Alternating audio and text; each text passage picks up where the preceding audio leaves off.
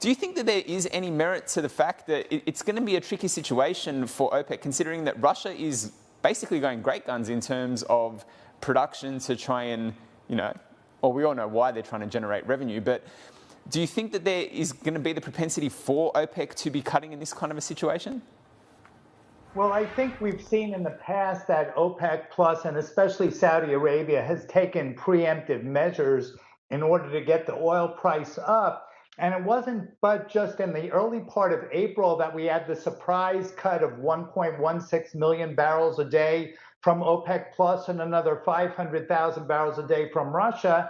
And it turns out in a Reuters survey that OPEC Plus and Russia have only cut 460,000 barrels a day. And when the market sees numbers like this, it's the reason, or one of the many reasons, why oil prices are under pressure. Indeed. And do you think that higher for longer thesis has gone out of the window, I was about to say? Does it still hold ground? Well, I don't think so, and clearly the market doesn't think so. We saw right after the surprise OPEC announcement that oil prices rallied to Brent being $87 and WTI at 83, and it wasn't but a couple of weeks later that they fell off. We saw words out of the Saudi oil minister really telling the shorts that they shouldn't be short, and we saw a very short-lived oil rally, and here we're now back down to $68 a barrel.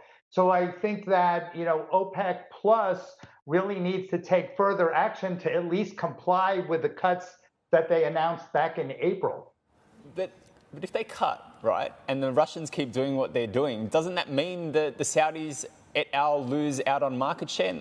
They're not going to be too pleased with that. Well, you're right. They're not going to be happy with that at all. And actually, back in 1986, if you go all the way back then, the Saudis actually just flooded the market with oil in an attempt to regain market share because other members of OPEC at the time refused to cut their production.